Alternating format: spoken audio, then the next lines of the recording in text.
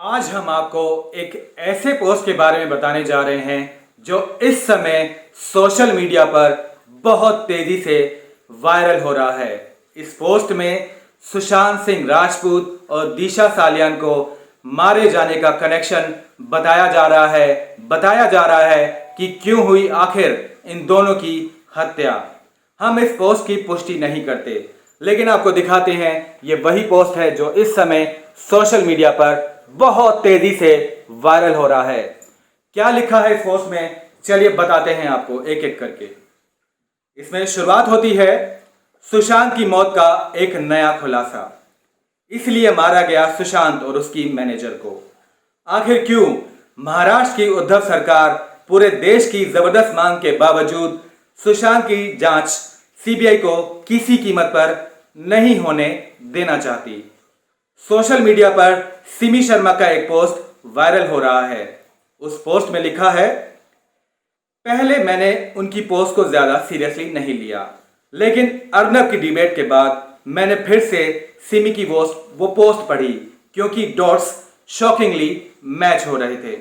और इसी से मिलती जुलती एक पोस्ट इंस्टाग्राम पर भी कुछ दिन पहले किसी ने डाली थी।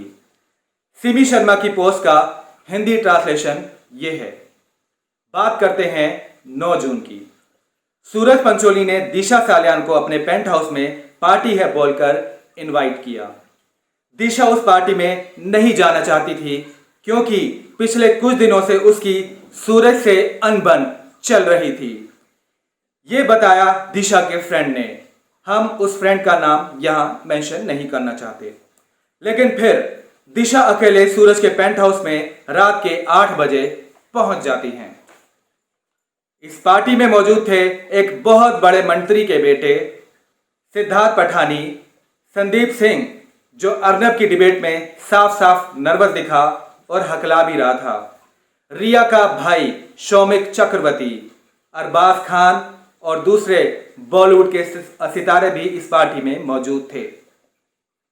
उसी रात दिशा का इन लोगों ने रेप किया और बाद में उसे 14th फ्लोर से नीचे फेंक दिया।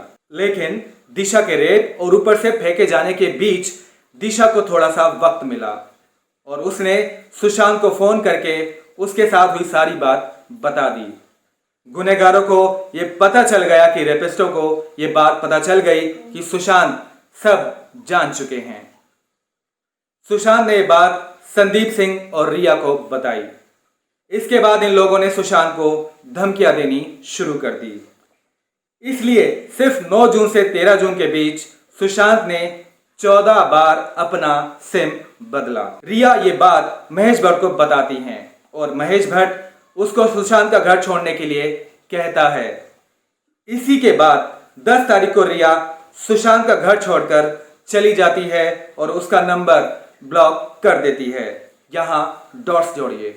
सुशांत के रिया से इसलिए झगड़े हुए क्योंकि वो दिशा को इंसाफ दिलाना चाहते थे, लेकिन क्योंकि रिया का भाई खुद दिशा के रेप और कातिलों में शामिल था, इसलिए रिया सुशांत को चुप रहने को कहती है, धमकी देती है कि वो उसे पागल घोषित करके तबाह और बदनाम कर देगी।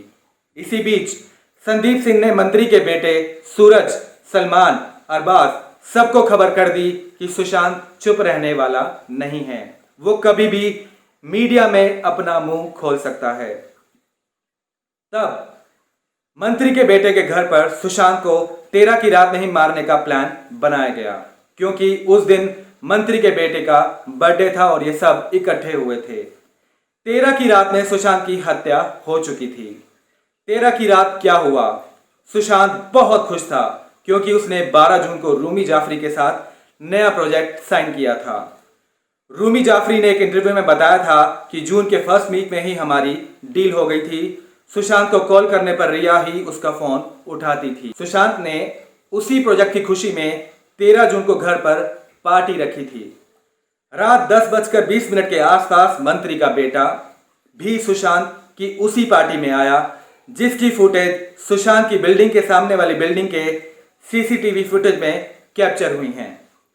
पार्टी के बाद सुशांत को कुत्ते के गले की बेल्ट से मार डाला गया।